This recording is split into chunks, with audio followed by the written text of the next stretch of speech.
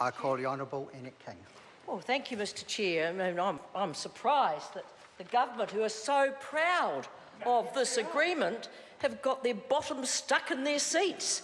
I mean, I wonder if they're going to, at some stage, get on their hind legs and contribute to the debate. I'm looking forward to hearing from them because I've listened to a lot of blatherskite, my favourite word, a lot of blatherskite from this government over the last few years over trade policy. And one of the things they've tried to do is to paint the Labor Party as anti-trade. Well, I think we could probably give them a few lessons on how you go about negotiating a trade deal. And they like to come into this House on a regular occasion and trumpet the wonderful things that have come out of the China Free Trade Agreement, negotiated and passed under a Labor government. The only thing I think is probably holding up our economy, in fact. But so when we were in government, we negotiated a free trade deal that got wide acceptance. But what happened when we got to the TPP? You see, many of us started off thinking this could be a really good idea. This could be an extension of the China agreement into other countries. This could be good for New Zealand.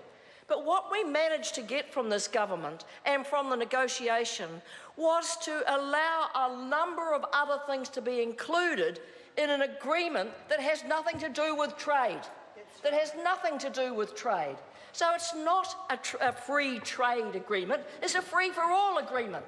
It's got everything in it. And so what the fundamental error the government made was to rely on Mr Grosser to be the advocate and the negotiator for this agreement. Because I have to agree with my colleague Grant Robertson that Mr Grosser came across to me as a person who was far above the rest of us, who knew more than anybody else in this entire parliament. In fact, he created the world in 6 days. And I found his attitude appalling. I was at the meeting when we met for the confidential briefing after it was all signed and sealed, and we were told that what we were given at that meeting we could speak about.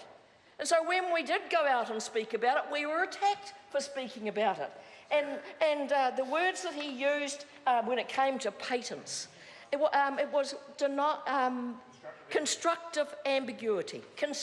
What's constructive ambiguity? It sounds like an oxymoron to me. What's constructive about the ambiguity that he wanted to put into this agreement? Look, Mr. Chair, I think we could be wasting our time because tomorrow the 45th President of the United States will be elected. And if you've been watching what's happening, both Trump and Clinton have said this deal will not be passed in their government. And so what we're relying on when we're ratifying this is the slim hope that Obama somehow is going to, in a lame duck period, pass the legislation. Well, I put this to the Minister. Why would the Republicans give him a thing? They've denied him every move he's tried to make in government. They've blocked practically every move he's ever made. Why at the last moment would they capitulate and give a win to Obama?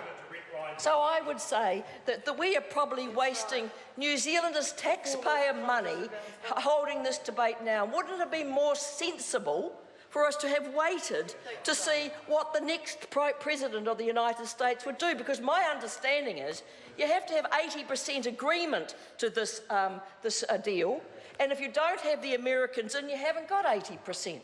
We're also told that by others, in fact I think Ms Hillary Clinton said, we'll renegotiate it.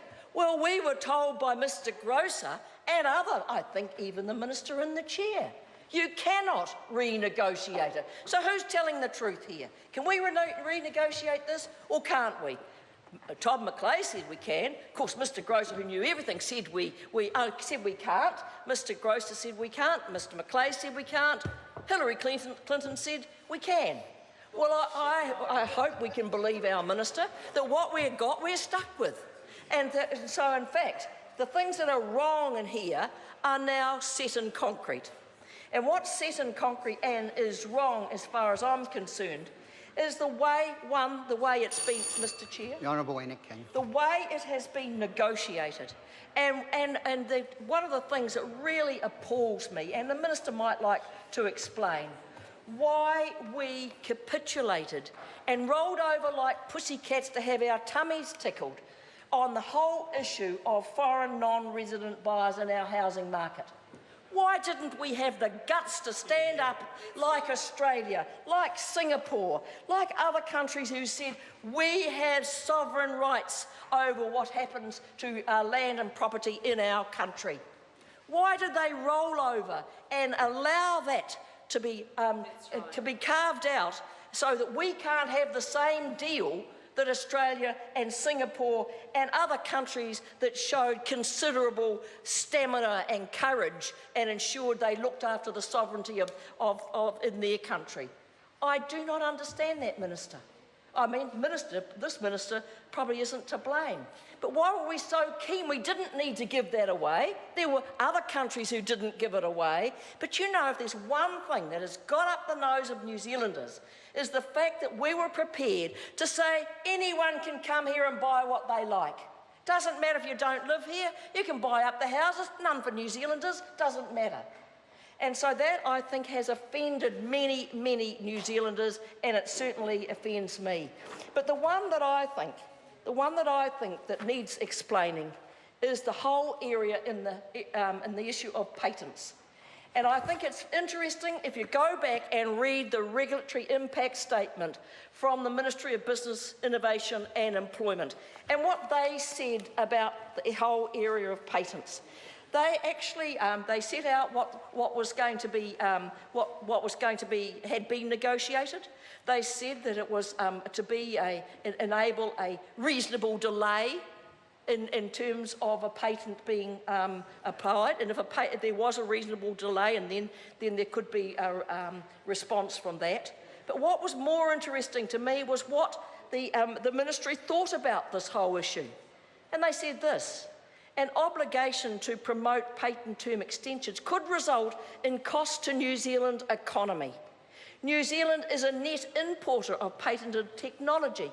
Almost 85 to 90% of patents granted in New Zealand are granted to offshore applicants.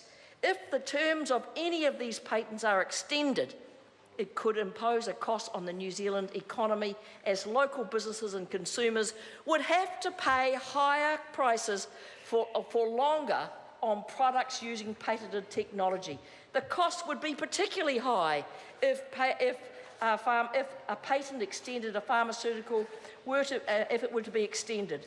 When the patent on a pharmaceutical expires, the price may drop as much as 80 to 90% for generic versions. Well, Mr Chair and the Minister, a large number of our pharmaceuticals that Pharmac can afford in this country are generics.